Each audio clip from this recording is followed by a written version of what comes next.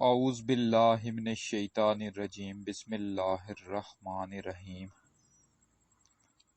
السلام علیکم ورحمۃ اللہ وبرکاتہ۔ پیارے دوستو، میں ہوں آپ کا میزبان رانا شہزاد علی، آپ کو اپنے اس یوٹیوب چینل پر آج ایک بار پھر سے خوش آمدید کہتا ہوں، اور یہ امید کرتا ہوں کہ آپ سب لوگ بھی خیریت سے ہوں گے۔ ناظرین، موجودہ امپورٹڈ حکومت کو آئے ہوئے 2 ماہ کا عرصہ ہو گیا ہے، لیکن اس 2 ماہ کے عرصے میں کوئی بھی مثبت تبدیلی نہیں آئی۔ کوئی بھی ایسا قدم حکومت کی جانب سے نہیں اٹھایا گیا جس سے عام عوام کا فائدہ ہوتا ہو۔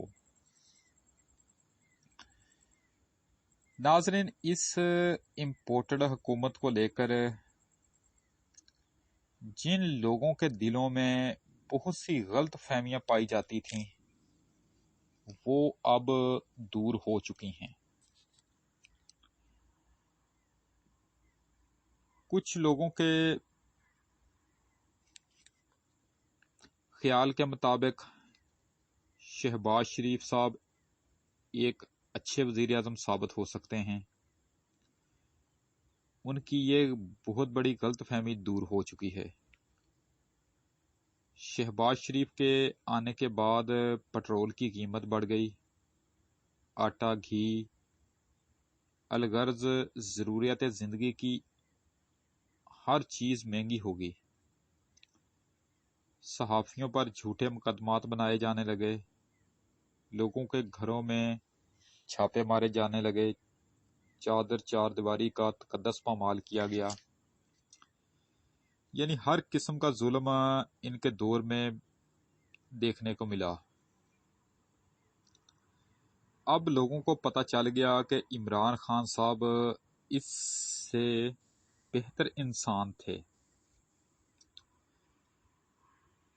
تو دوسری جو غلط فہمی تھی وہ یہ تھی کہ عمران خان صاحب کے حکومت سے نکلنے کے بعد ان کے بھی کرپشن کے کیسز سامنے آئیں گے،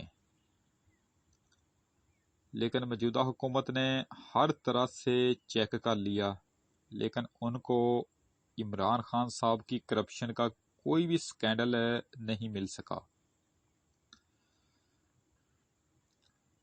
ایک اور جو غلط فہمی تھی وہ یہ تھی کہ مائنس عمران خان یعنی مائنس پاکستان تحریک انصاف ہو چکی ہے۔ عمران خان کو مائنس کرنے والوں نے بڑا زور لگایا۔ کوئی کہتا تھا علیم خان آگے آئے گا، اور کوئی کہتا تھا کہ جہانگیر ترین آئے گا۔ تو ناظرین، جس کسی نے بھی عمران خان صاحب کو چھوڑا وہ بند گلی میں ہی چلا گیا۔ جہانگیر ترین کا عمران خان صاحب کی حکومت بنانے میں ایک بڑا رول تھا۔ پھر اس کے بعد عمران خان صاحب کی حکومت کو گرانے میں بھی جہانگیر ترین صاحب کا بڑا رول تھا۔ یہ جو لوگ منحرف ہوئے تھے یہ سب جہانگیر ترین کے حکم پر ہی منحرف ہوئے تھے۔ لیکن ناظرین، آج جہانگیر ترین کی سیاست ہمیشہ کے لیے دفن ہو چکی ہے۔ لوگوں کو اب ان کے نام سے بھی نفرت ہو چکی ہے۔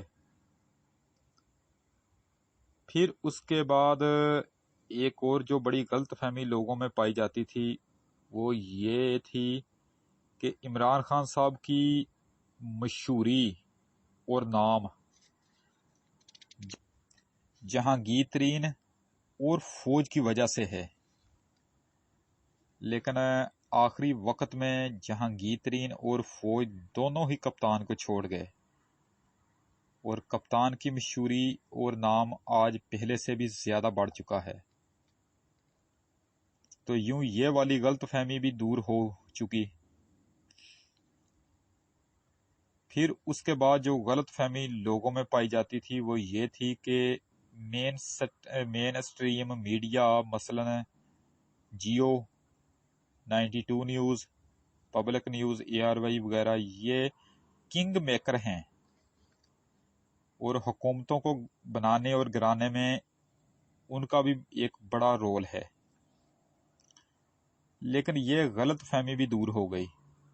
میڈیا نے کپتان کے خلاف لوگوں کو بہت بھڑکایا، لیکن میڈیا کو کوئی بھی کامیابی حاصل نہ ہو سکی، کیونکہ اب لوگوں کو شعور آ چکا ہے، وہ پہلے والا دور جا چکا ہے۔ پھر اس کے بعد جو غلط فہمی لوگوں میں پائی جاتی تھی وہ یہ تھی کہ کپتان فوج کا کٹ پتلی وزیر اعظم ہے۔ عمران خان صاحب اگر کٹ پتلی وزیر اعظم ہوتے تو آج ان کی حکومت ہی نہ جاتی، بلکہ مزید اس بات کے ثبوت بھی سامنے اب آ رہے ہیں کہ پاکستانی تاریخ میں کسی بھی وزیر اعظم نے فوج کے آگے اتنی زیادہ مزاحمت نہیں کی جتنی عمران خان صاحب نے کی۔ پھر فوج کے اندر ایک بڑی غلط فہمی یہ بھی پائی جاتی تھی کہ شریف خاندان کے ہر ممالک سے اچھے تعلقات ہیں، اس لیے ان کو ہر ملک پیسے فراہم کر دے گا، لیکن آج ہر ملک نے اس امپورٹڈ حکومت کو پیسے دینے سے صاف انکار کر دیا، تو یوں یہ والی غلط فہمی بھی دور ہو گئی۔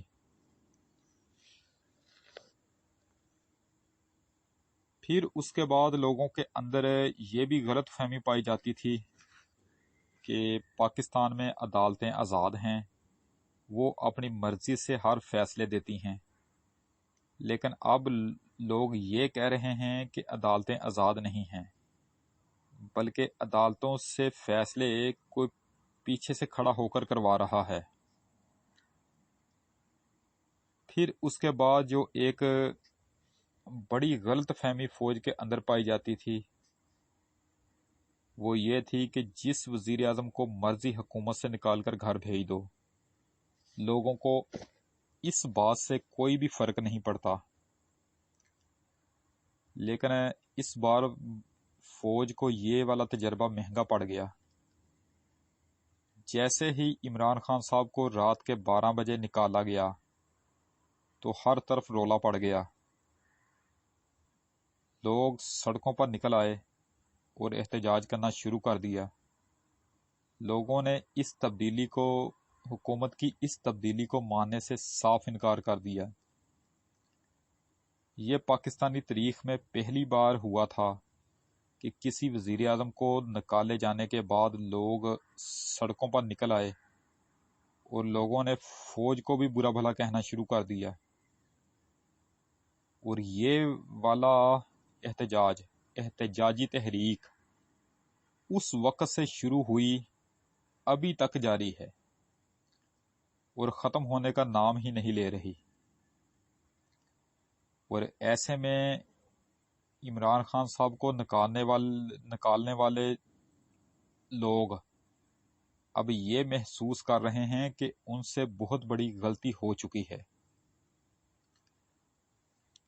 تو ناظرین، یہ تھی اب تک کی تازہ ترین اپڈیٹ جو میں نے آپ کے سامنے رکھی۔ اسی کے ساتھ آج کی یہ نشست ختم کرتے ہیں۔ انشاءاللہ تعالی اب آپ سے دوبارہ ملاقات نیکسٹ ٹائم اگلی ویڈیو میں ہوگی۔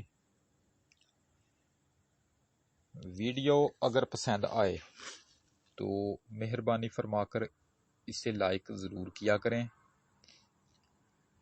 ویڈیو اگر ناپسند بھی آئے تو بھی اس کو ڈس لائک کیا کریں۔ اگر ہو سکے تو میری اسی ویڈیو کو آپ اپنے دوستوں کو آگے فیس بک، واٹس ایپ، انسٹاگرام اور ٹویٹر پر لازمی شیئر کر دیں۔ آپ کی بہت زیادہ مہربانی ہوگی۔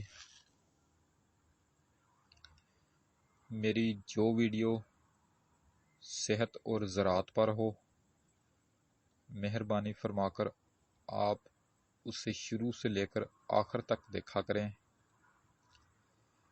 क्योंकि इस तरह की जो मूवीज़ होती हैं उनमें आपके फ़ायदे के लिए ही मुफीद बातें बयान की जाती हैं। अपनी ख़ास दुआओं में मुझे हमेशा याद रखा करें और मेरे इस चैनल का भी ख़ास ख्याल रखा करें। अगर आप मुझसे किसी टॉपिक पर वीडियो बनवाना चाहते हैं या फिर आप मुझे अपने किसी कीमती मशवरे से नवाजना चाहते हैं, तो उसके लिए आप वीडियो के नीचे बने हुए कमेंट सेक्शन में अपना कीमती कमेंट ऐड करके मुझे आगाह कर सकते हैं, या फिर उसके अलावा आप मुझे जीमेल पर मेल मैसेज भी कर सकते हैं। तो इंशाअल्लाह ताला अब आपसे दोबारा मुलाकात नेक्स्ट टाइम एक नई वीडियो में होगी। उस वक्त तक के लिए मैं आपसे इजाज़त चाहता हूँ। वीडियो को लाइक करें, चैनल को सब्सक्राइब करें और बेल आइकन पर ज़रूर क्लिक करें। अल्लाह निगहबान। खुदा हाफिज़। रब राखा।